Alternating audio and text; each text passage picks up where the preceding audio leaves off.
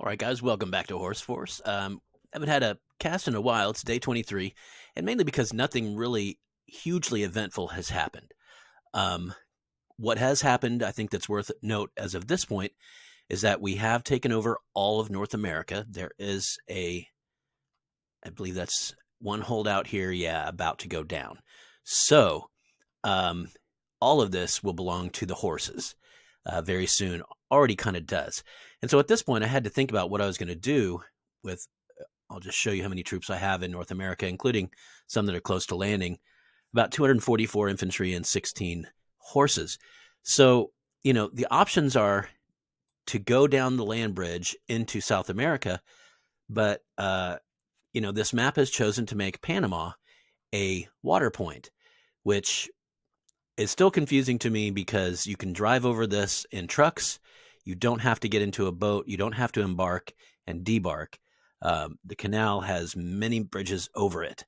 So, the canal is actually the entire width of the country here. It's many, many miles long, and there are bridges over it every major road. So it doesn't make sense, but it makes sense maybe in the sense of just having a little bit of territorial integrity, a little bit of separation between the North and the South Americas, perhaps. But anyway, it's frustrating because it's not really a safe landing place. As you're getting in and out of boats, you're very vulnerable here. And I'm kind of surprised that Argentina has not been able to push up and just sit here with cannons raining down on these debarking troops. He has done a good job, it looks like, of pushing everything back, though, so far.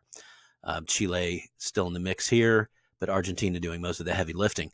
I do not want to do that, so I'm going to take all of my forces down to what is an established beachhead down here. Just makes the most sense, really, frankly, and land here and come on in with the rest of those troops. And that's sort of what I would encourage anybody who's watching this video. If you're ready to come over to the New World, the North is gone, and it's time to take on the South. People have asked, what are we going to do after this game, after after the horses went out?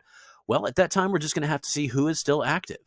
Players are continuing to drop out, and we have a big beige zone down here of someone who apparently just dropped out.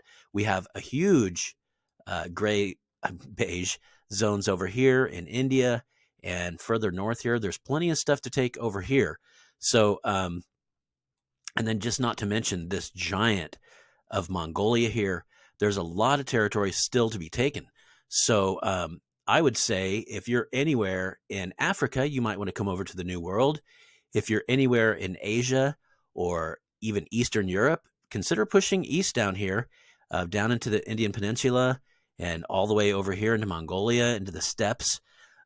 There's a lot of land still to be taken. Now, if we zoom back and kind of look at things, it looks like we have Australia still to conquer, and that'll be a hell of a conquer because I get the feeling he has a lot of boats. So it would really have to be like a swarm conquer of some kind. I don't even really know what that would look like. It just scares the bejesus out of me. The idea that he'll have a huge navy that can engage us early on before we even get close, and then as we debark, just rain down upon us. It would have to be a coordinated attack. So I would say, if we're able to take over South America, that seems to be the most immediate goal here, as well as, of course, closing out Asia. If we do that, the first thing we need to do instead of thinking about the end game, is think about how can we take Australia and the surrounding islands.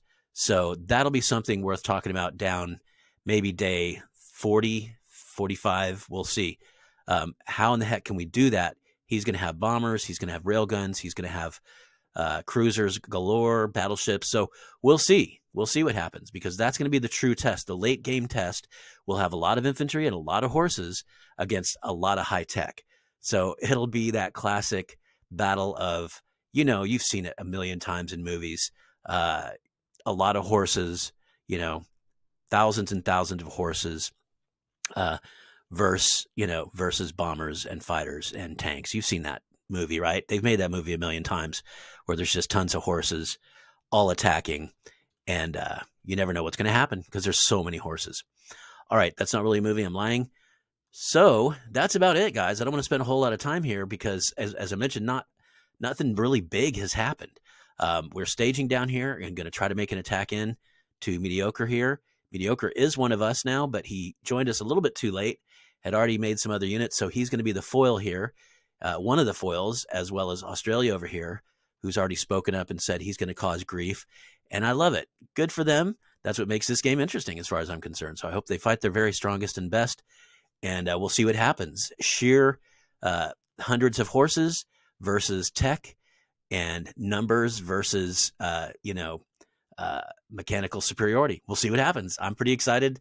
Personally, I'm glad y'all are here. Let's keep this game going. I'll see y'all next time. Adios, amigos.